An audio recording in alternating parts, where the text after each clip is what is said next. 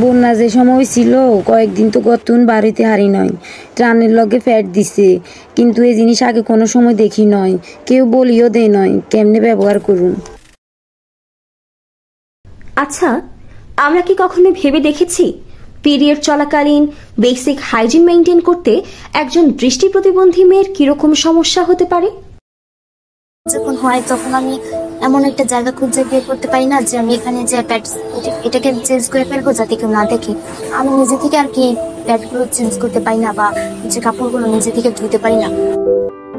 বাংলাদেশের প্রত্যেক কমিউনিটির মেয়েদের পিরিয়ড নিয়ে সমস্যা একই রকম নয়।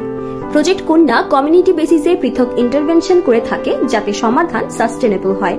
ফেনীতে বন্যা পরিস্থিতিতে আমরা প্রথমেই ৩৮৯ জন নারীর বেসলাইন সার্ভে করে জানতে পারি প্যাড সম্পর্কে তাদের অজ্ঞতা।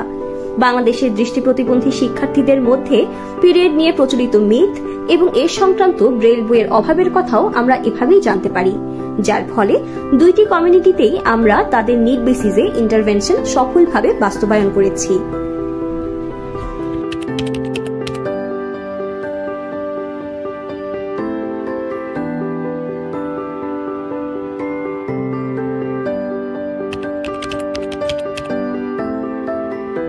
বাংলাদেশে এমএচএম নিয়ে কাজ করার ক্ষেত্র তো বিশাল, এজন্যই দেশের তরুণ সমাজকে এ নিয়ে কাজ করতে উদ্বুদ্ধ করতেও আমরা কাজ করে যাচ্ছি।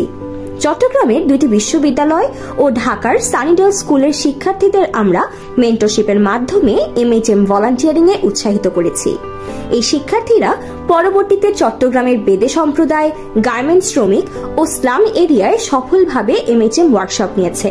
প্রান্তিক জনগোষ্ঠীর কাছে তাদের উদ্যোগে পৌঁছে গিয়েছে পিরিয়ড হাইজিন কিট।